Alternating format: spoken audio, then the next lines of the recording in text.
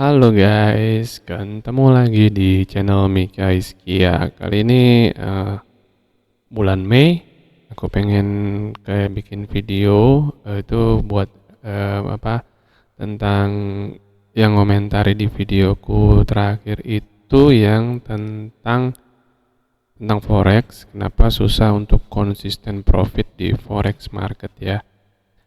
Nah, jadi ada beberapa komen yang menarik. Jadi langsung aja. Komennya apa aja, bentar ya, aku ambil dulu. Gue kecilin dulu gambarku juga. Oke, ini dia. Jadi yang pertama itu dari @marletboy. Dia bilang gini, keren bang, semua bener ini. Keseringan profit itu juga buruk bagi mental. Dan keseringan loss juga buruk bagi mental. Hahaha. Menurutku, solusi permanennya adalah rules trading yang baku, kacamata kuda. Misal, contoh, trading satu time frame saja. Udah pakai kacamata kuda saja, nggak usah pedulin time frame lain. Atau misalnya metodenya engulfing, baru OP, open position ya mungkin. Nah, RRR, risk rewardnya 1:2. Jadi satu risk, 2 reward misal, gitu aja sampai tua. Wah, berarti dia ini mau sampai tua seperti itu. Bagus. Kemudian kalau model analisa supply demand itu sifatnya bisa jadi asumsi dan nggak pasti. Sama-sama nggak pasti, apa nggak mending pakai kacamata kuda saja dengan satu aturan. Oke, itu komen dia. Kemudian kan aku pengen tahu Marlet Boy ini siapa. Jadi aku lihat cari dia @marlet. Jadi dia visi misinya itu ditulis di sini visi misi trading for living. Tapi videonya 5, tapi belum ada video tentang forex aku lihat. Tapi dia punya visi trading for living bagus. Cuman pengen lihat sih videonya apa namanya trading for livingnya dia seperti apa. Tapi dia punya metode tadi itu yang mau aku bahas juga, mau aku kasih respon. Untuk waktu aku ngebalas itu aku hanya bilang betul itu metodenya, hanya terkadang kita lebih mudah untuk mengikuti ego kita. Perlu latihan panjang untuk bisa benar dengan memakai kacamata kuda. Terima kasih sharingnya. Jadi memang metodenya benar, tapi memang perlu latihan panjang karena itu terkait ke ego kita sebagai manusia. Nah, itu ada memang hubungannya yang di videoku yang terakhir ya, yang cluster good, cluster bad itu gimana kita meresponnya. Nah, komen selanjutnya yang menarik itu ini dari Abidakila 5905. Dia bilang gini, trading itu sama kayak judi.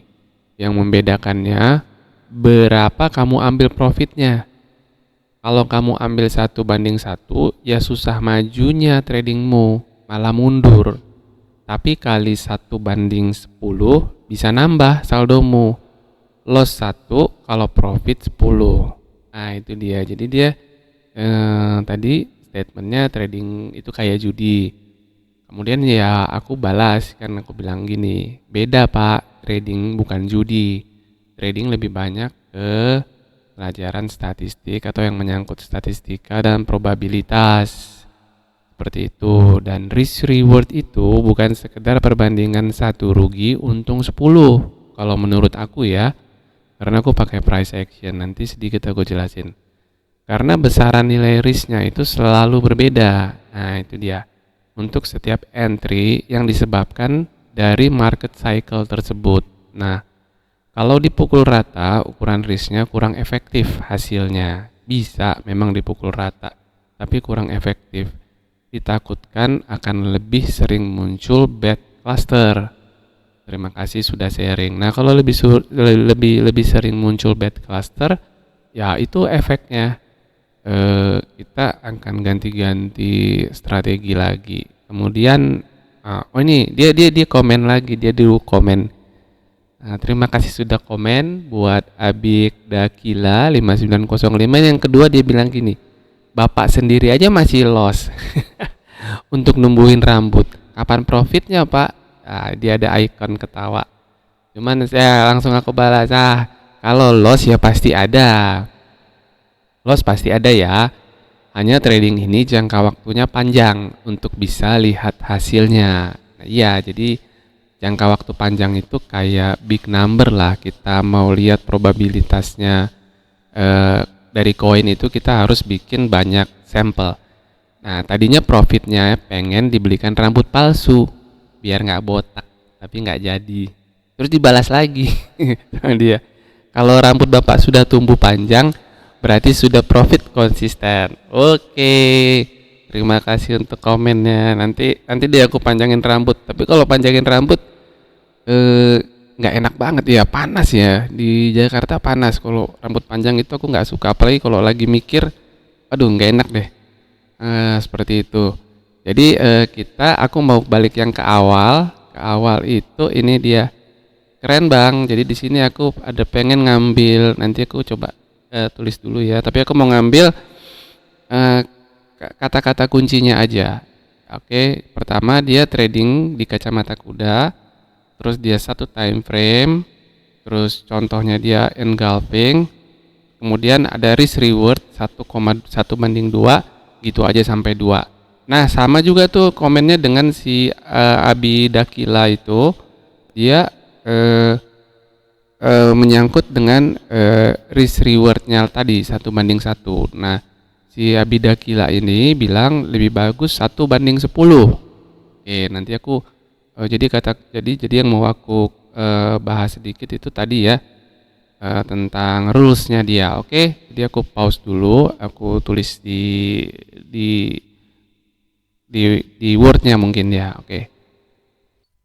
Oke, ini aku udah buka di whiteboard. Jadi aku tulis kacamata kuda dengan satu time frame saja. Aku ambil kata kuncinya aja, metode engulfing dan open position. Kemudian risk reward 1:2 dan yang komen satu lagi risk reward 1:10. Ini yang bilang kalau forex itu judi. Oke. Jadi aku pengen bilang pertama jawab yang di forex itu judi. Forex bukan judi. Forex itu berkaitan dengan perhitungan statistika dan probabilitas. Nanti coba pelajarin juga. Jadi sesuatu yang kita lakukan tanpa ada dasar perhitungannya itu bisa dibilang judi. Tapi kalau kita bisa forecast kayak ya perakiran cuaca memperkirakan jam 2 hujan, apakah itu bisa dibilang judi, ramalan? Ya kalau dia punya hitungan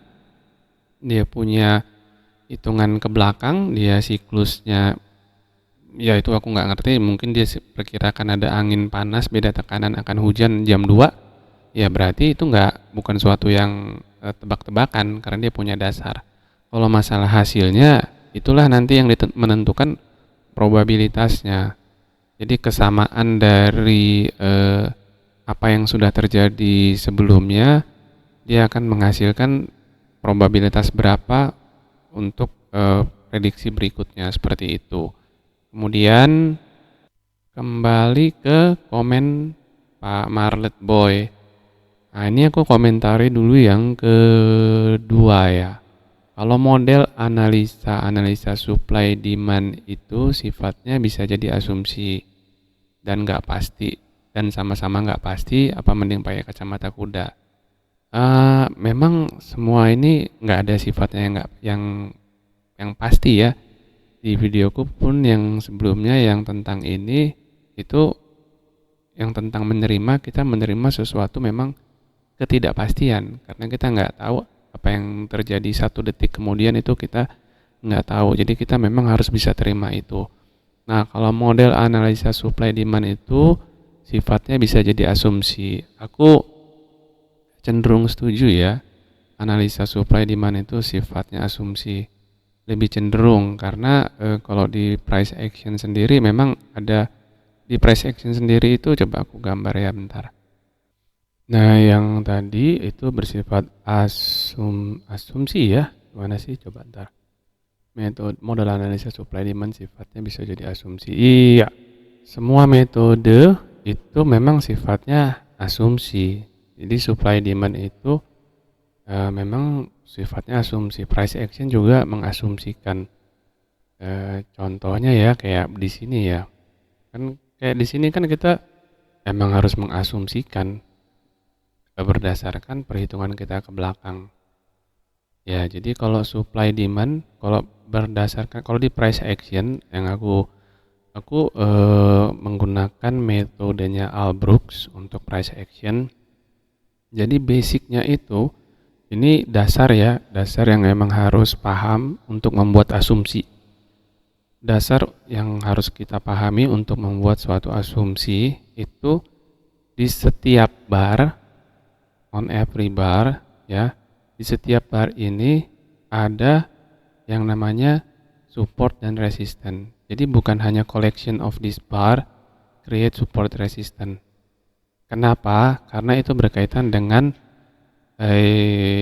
videoku sebelumnya itu yang fraktal ya. Jadi ini time frame 5 menit. Aku rubah ke time frame 45 menit.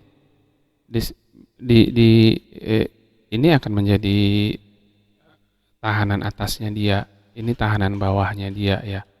Nah, jadi bahkan di bar ini sendiri mana nih? Ini bar yang kecil ini kalau aku jadiin 5 coba. Bentar ya. Ini bar yang kecil ini aku lingkarin ini time frame 45. Ini aku lingkarin. Kita rubah ke time frame. Ini kan dia doji ya. Doji itu artinya dia trading range. Ini aku jadiin 5. Nah, itu dia di sini. Jadi setiap bar itu sendiri dia punya nilai tahanan atas dan tahanan bawah, either support atau resistannya itu masing-masing bar itu punya. Tergantung time frame mana yang mau kita bahas. Nah, kalau di supply demand itu ya memang kita harus asumsi. Itu juga kata kunci untuk tahu kalau di price actionnya itu kata kuncinya itu ketika kita pertama kan harus paham market cycle-nya ya. Harus paham market cycle dari metode yang kita pakai. Kalau aku pakai metodenya si Albrook, itu market cycle seperti aku bilang di video sebelumnya hanya ada 3. Breakout, pullback itu dia create channel, after channel done, dia create trading range. Hanya 3 itu. Trading range itu sendiri adalah breakout mode, either dia menentukan nanti dia mau ke breakout ke atas atau ke bawah. Nah, jadi itu dulu yang pertama harus dipahami. Setiap bar itu dia punya support dan resistance. Jadi kalau kita mengambil kita trading di time frame 5 menit terus kita ngambil batasan sendiri atas sendiri ya balik lagi kita ngelihat time frame yang atas. Nah, ini kembali lagi ke respon si Pak Marlet tadi. Aku balikin ya. Nah, ini dia. Pak Marlet bilang kan pakai kacamata kuda dengan 1 time frame saja. Ini benar. Pakai 1 time frame saja. Kalau aku ya. Aku trading di time frame 5 menit. Kenapa 5 menit? Karena di situ cukup waktu untuk otakku untuk menghitung, melihat kemungkinan-kemungkinannya. Nah, kalau dibilang kacamata kuda dengan 1 time frame saja, enggak juga. Kenapa? Karena ketika ngambil posisi, ketika kita membuka suatu transaksi, itu memang kita harus fokus di 1 time frame saja. Tapi ketika kita menganalisa, kita pakai time frame yang lebih besar atau yang lebih kecil. Karena kenapa? Untuk memastikan kita itu siklusnya ada di mana. Kan kalau siklus yang aku bilang tadi breakout, pullback, kemudian dia naik lagi ke atas atau ke bawah gini. Nah, yang begini itu channel. Setelah channel selesai, dia akan membentuk trading range seperti ini. Nah, trading range yang ini adalah breakout mode. Nah, breakout mode ini nanti dia akan menentukan dia ke mana, ke atas kah atau ke bawah. Seperti itu. Jadi time frame metode dengan kacamata kuda dengan satu time frame saja ada benarnya, ada kurangnya juga. Kalau untuk ngambil posisi, ya aku setuju pakai time frame yang spesifik saja 5 menit. Nah, itu masing-masing orang berbeda ya cara ngeresponnya. Mungkin dia lebih nyaman. Kalau time frame kecil, kalau modal kecil itu time frame-nya lebih cenderung kecil. Kalau modal besar, time frame-nya lebih cenderung besar. Kenapa? Karena kita bisa nge-hold posisi lebih lama untuk kita tahu risk kita itu kan agak jauh ke bawah pasti. Misalnya kita di sini, risk kita kan umumnya kalau price action itu kan ke bawah sini. Nah, jarak yang ini di time frame 5 sama time frame contohnya 4 jam udah pasti beda. Udah pasti beda. Nah, inilah yang harus dipertimbangkan. Kita harus tahu market cycle-nya dulu. Jadi ngambil keputusan dari market cycle. Nah, kalau untuk metode engulfing itu bebas-bebas aja mau pakai metode apa. Engulfing baru open position atau pakai technical MACD atau MA crossing. Tapi disarankan untuk memang ketika mengambil membuka open transaksi itu fokuslah di satu time frame. Time frame yang lainnya itu untuk hanya menganalisa. Nah, seperti itu kalau pendapatku ya. Tapi masing-masing orang kembali lagi punya style trading sendiri-sendiri. Jadi itu makanya diharapkan banyak melakukan simulasi untuk bisa tahu kita itu seperti apa orangnya. Nah, karena kita belajar dengan orang lain belum tentu sama ya bisa kita terapin, tapi teorinya bisa kita pakai, tapi penerapannya itu tergantung dengan ritme badan kita, ritme pikiran kita seperti apa. Kemudian untuk risk reward, udah 17 menit.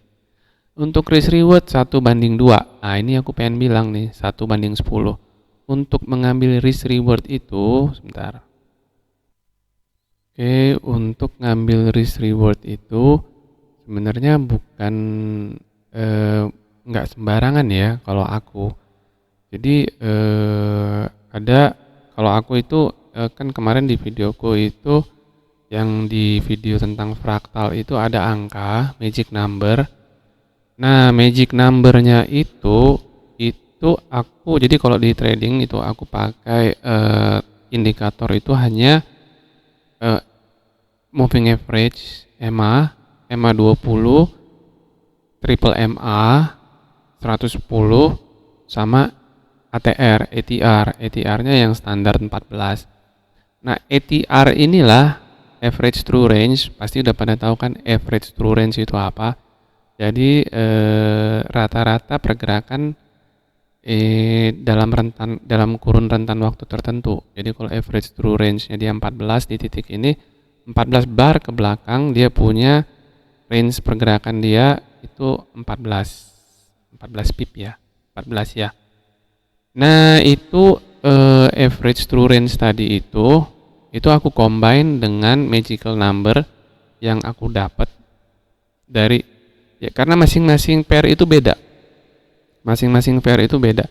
Kalau di ATR 5 menit, ini Audi Jepang, dia ATR-nya di last minute dia 14. Aku rubah lagi ke 45 menit. 15 kali dari 5 tadi, 15 kali dari 5, 45, 9 ya. Itu ATR-nya mana nih? Oh, tadi salah. 5 menit itu bukan 14 maksudku. 14. Dia di terakhir itu 0,41.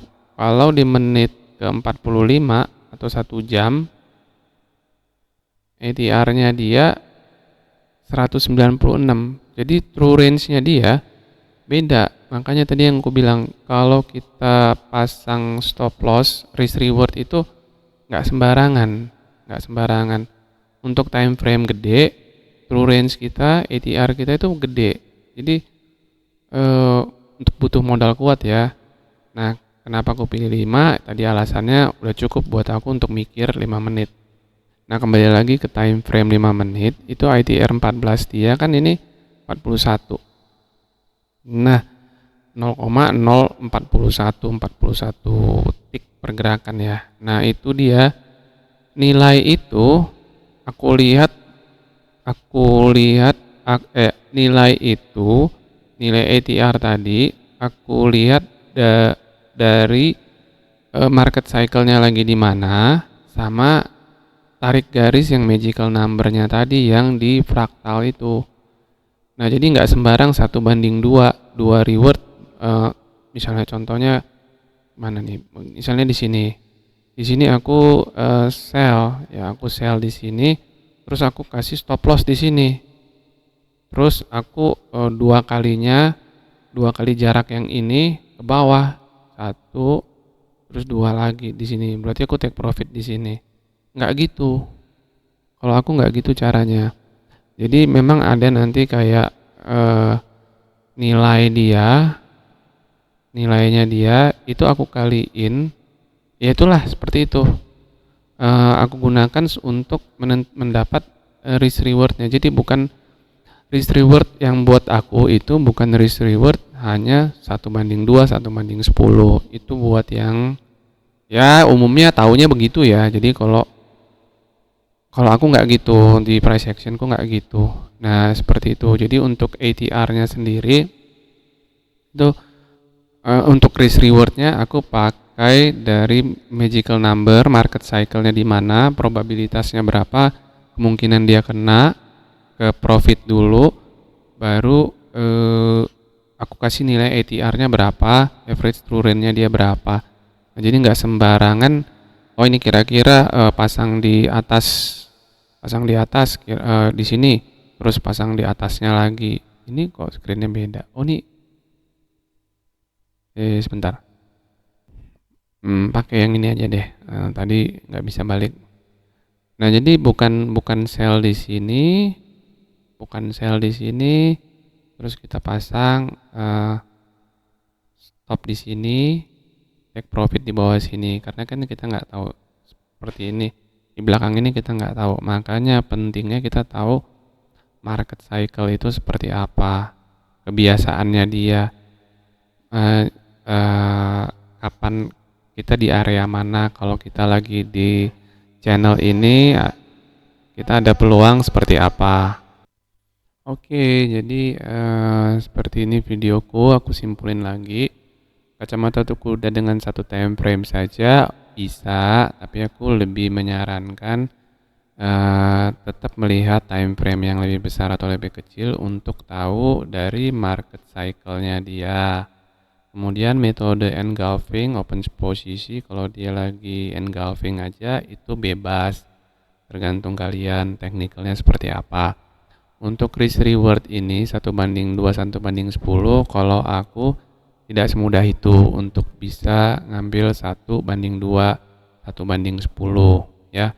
Jadi memang ada perhitungannya. Jadi bukan hanya nilai tertingginya dia jadi stop loss atau nilai terendahnya dia dari bar sebelumnya itu menjadi titik stop loss, nggak seperti itu. Oke. Jadi terima kasih yang sudah komen. Nanti kalau ada yang mau komen-komen lagi, ada yang mau dibahas, itu senang sekali untuk berbagi, karena aku kalau untuk bikin video tentang satu poin aja tuh aku agak bingung ya. Jadi mudah-mudahan video ini berguna buat menambah wawasan untuk yang trading ya.